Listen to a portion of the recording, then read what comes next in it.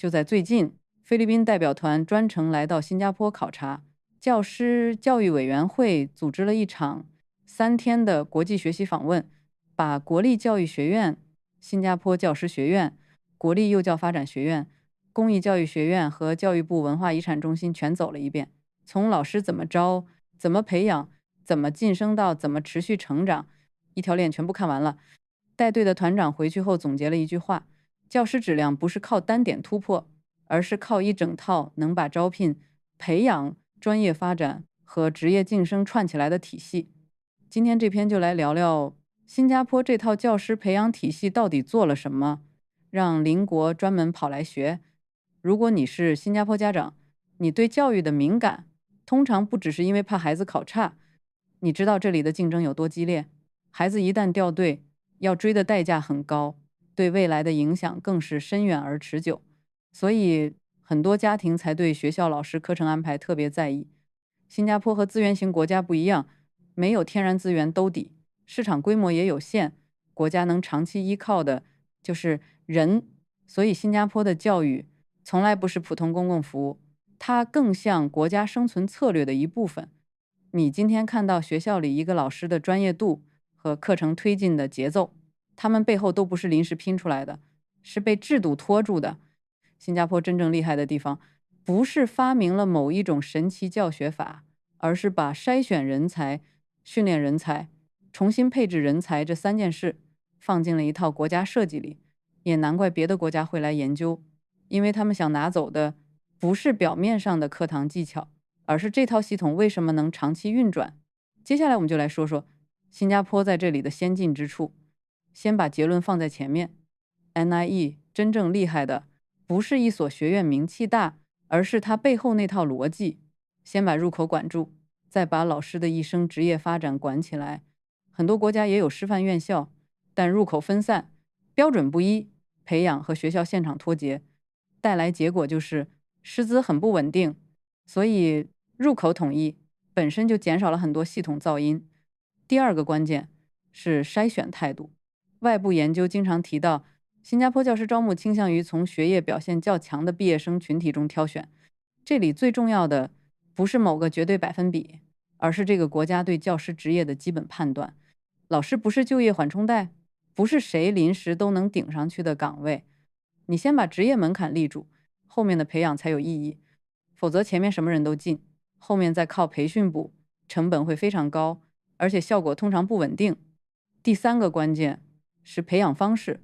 NIE 不是把一堆教育理论塞给学生，然后毕业以后再把人丢进学校。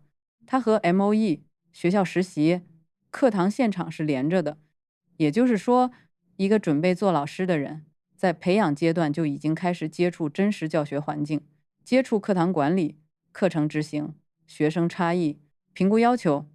这样训练出来的人，在进入学校时已经被系统预演过一轮。家长平时看到一个新老师上手比较快，很多时候不是个人天赋，而是前面的系统把坑先填掉了。第4个关键是进来以后还要持续更新。MOE 长期强调教师持续专业发展，公开资料里常见的说法是教师每年大约有100小时专业学习与培训机会。这个数字背后代表的是一种制度态度。老师不能靠10年前的经验一直教到退休，学生在变，技术在变，社会需求也在变，老师必须被持续升级。最后还有一层，很多家长容易忽略，但它其实很重要，就是职业路径。新加坡把教师发展分成教学、领导、专才3条轨道。这个设计很聪明，因为在很多地方，一个老师如果想加薪、想升职、想获得更高认可，往往只能离开课堂去做行政，结果最会教的人不一定还能留在一线。新加坡至少在制度上承认，深耕教学本身也应该是一条高价值路径，专业专长也应该被看见，这样系统才有机会把好老师留住。你把这些环节连起来看，就会明白别国为什么盯着 NIE。 他们看到的不是一栋楼，也不是几门课，而是一条完整的人才链。筛选、培训、入职、进修、晋升，全都接上了，这才能促进良性循环。我们再来看新加坡其他值得学习的地方， PISA 2022里。新加坡在数学、科学、阅读都处在全球前列。更关键的是，这种表现不是偶尔冲高一次，而是长期稳定。对政策制定者来说，稳定比一次爆发更有价值，因为稳定说明成绩不是靠某一届特别强的学生撑起来的，而是系统本身有持续产出的能力。所以，新加坡到底赢在哪儿，就显而易见了。第一，赢在标准统一，课程怎么设计，老师怎么培养，学校怎么执行，评估怎么落地，彼此之间不是断开的。第二，赢在执行力。很多国家的问题不在政策文件，而在落地。文件写得很好，到了学校就一层层走样。新加坡的特点是从 MOE 到学校一线，传导链条相对短，偏差相对小。第三，赢在他一直把教育和经济竞争力放在一起看，他不是把教育只当文化工程，也不是只当考试工程。你看新加坡对技能培训和行业衔接的重视，就知道他要的不是所有人走同一条路，而是不同路径最后都能接上劳动力市场。这个逻辑对很多国家都很有吸引力，尤其是那些一边要提升教师质量，一边又要解决青年就业和产业升级压力的国家。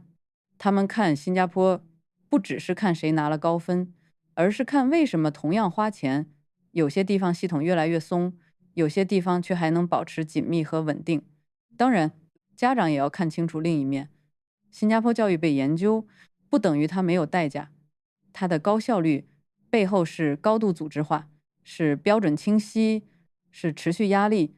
孩子未必轻松，老师也未必轻松，家庭配合度也不能低。只是从国家角度看，这套系统已经证明了一件事：教育不是钱越多就越强，而是结构越准，执行越稳，结果越可能强。这就是它被邻国当成宝的原因。所以这件事最值得家长带走的，不是自豪感，而是判断力。菲律宾来新加坡看教育，看的不是几道题怎么教，而是在承认一件事：新加坡把教师、学校、职业路径和国家竞争力接成了一套系统。你一旦看懂这一层，很多教育问题就不会只盯着孩子个人，你会开始问：学校背后的制度质量怎么样？老师有没有被长期训练和留下来？不同类型的孩子有没有被认真接住？教育最后通向的是社会能力，还是只通向下一场考试？这个视角很重要，因为家长如果永远只比较哪家补习更会押题，很容易看见局部，错过全局。如果你希望我下一期继续拆解新加坡教育最难被复制的3个部分，或者专门讲一集为什么 ITE 一直被严重低估，欢迎在评论区告诉我，也可以订阅频道，打开小铃铛。接下来我们继续把那些大家天天听见但很少真正看懂的新加坡教育问题讲给各位听。